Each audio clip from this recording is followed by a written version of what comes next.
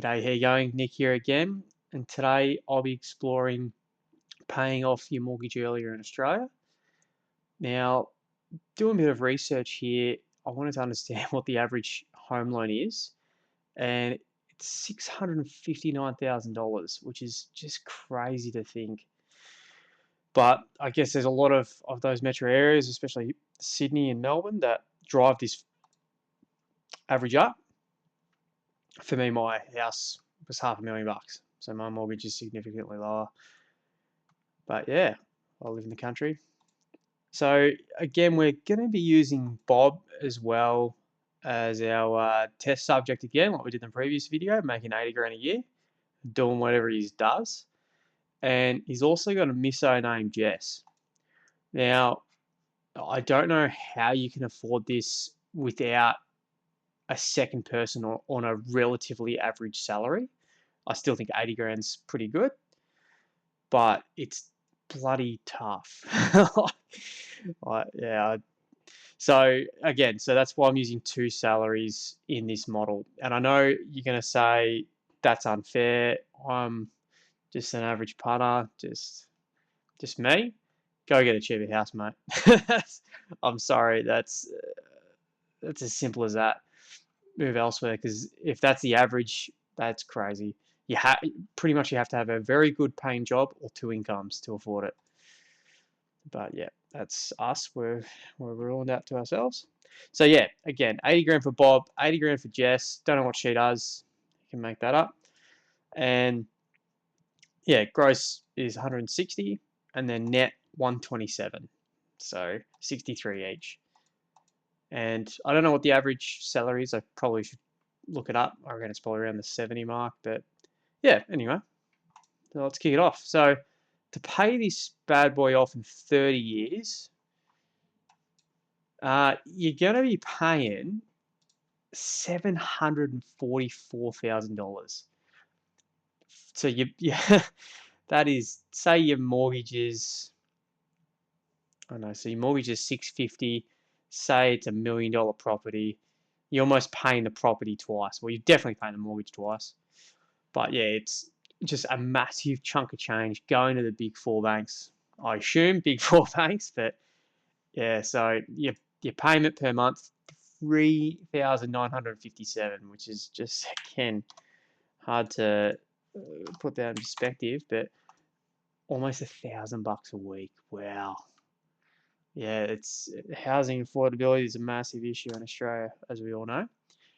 So this model here basically is just compound interest. I know there's a lot of cells, there's a lot of big numbers, but in essence, you got your balance, you got your rate, you got your payment per month, payment per year just for fun.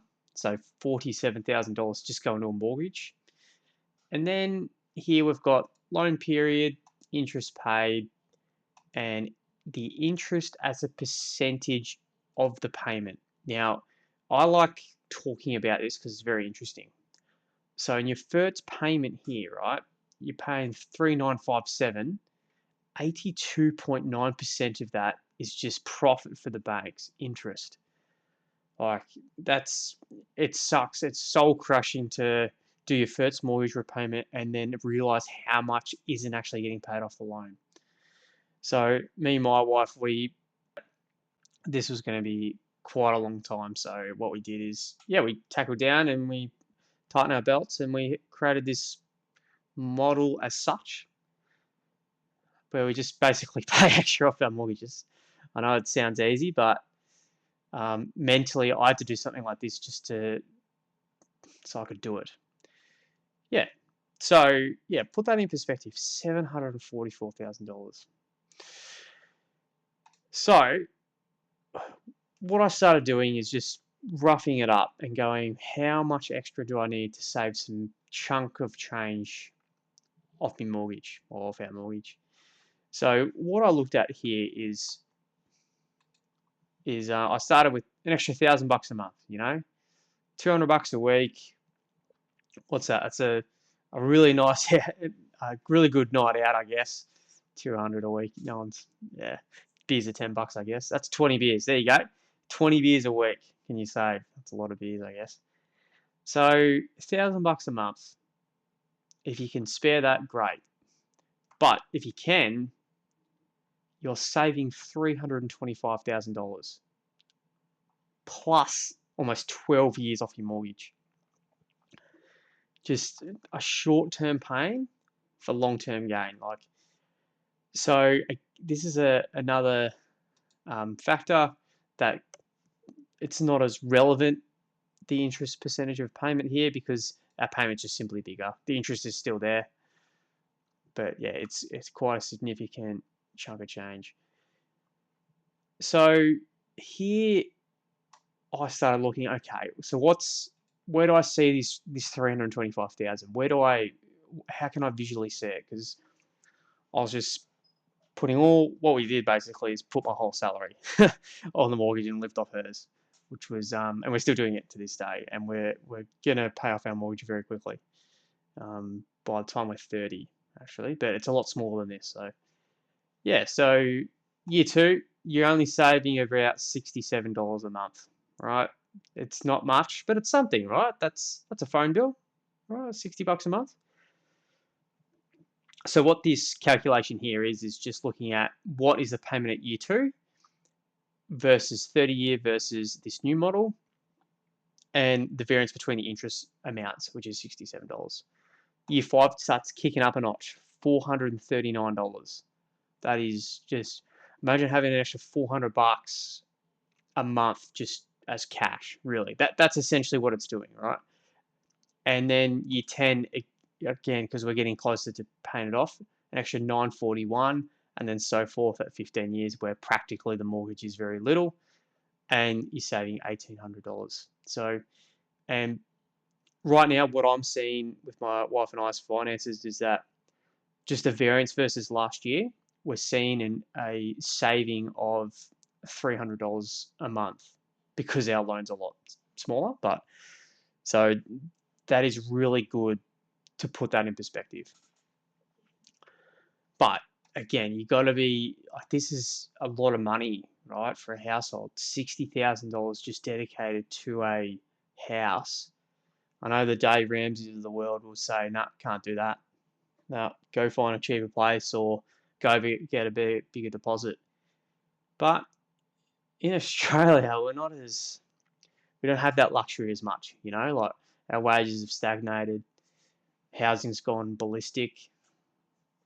But yeah, so, and another thing is that when you pay off your mortgage quicker, this additional interest, yeah, you're paying it from your post-tax income, but you're getting a 6% return at the moment with interest rates.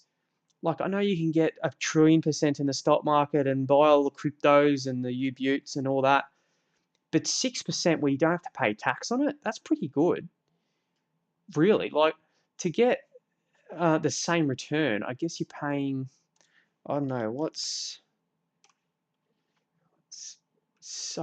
yeah, say if you got 6% in the stock market, you're still going to be paying 30% on that, right? So say if I just times this, what's that? So you're going to lose 1.8% in tax, right?